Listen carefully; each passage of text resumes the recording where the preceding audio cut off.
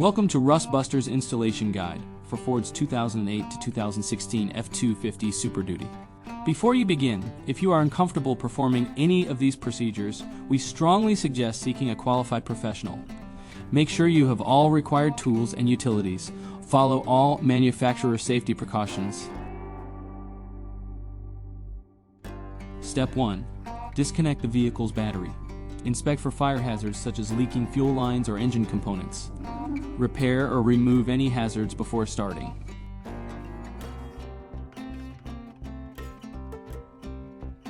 Step 2. Lift and support the vehicle. Clear any lines or brackets blocking the work area. Uninstall and lower the fuel tank. Use a 10mm and 13mm socket as needed. Disassemble the drive shaft at the rear U-joint. Lower the rearward drive shaft section first. And unbolt the carrier bearing using a 13mm socket.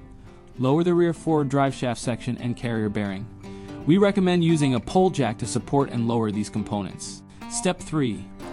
Cut the heads off the factory rivets holding the crossmember. Remove the rivet studs, then remove the factory crossmember. Step 4. Grind the frame to bare metal where the crossmember contacted the frame rails. Spray these areas with rust protectant. Step 5. Before installation, paint the new crossmember with rust protectant. We recommend our Rustbuster Rust Converter and Primer Spray Paint. Step 6. Lift the replacement carrier bearing crossmember into position. Use the bolt holes for proper alignment. Install the crossmember using the included 30mm M10 hex bolts and M10 nylon insert lock nuts. The M10 bolts use a 15mm socket. The M10 nuts use a 15mm wrench. Install and partially tighten all hardware. Do not fully tighten until all hardware is in place and alignment is confirmed. Step 7.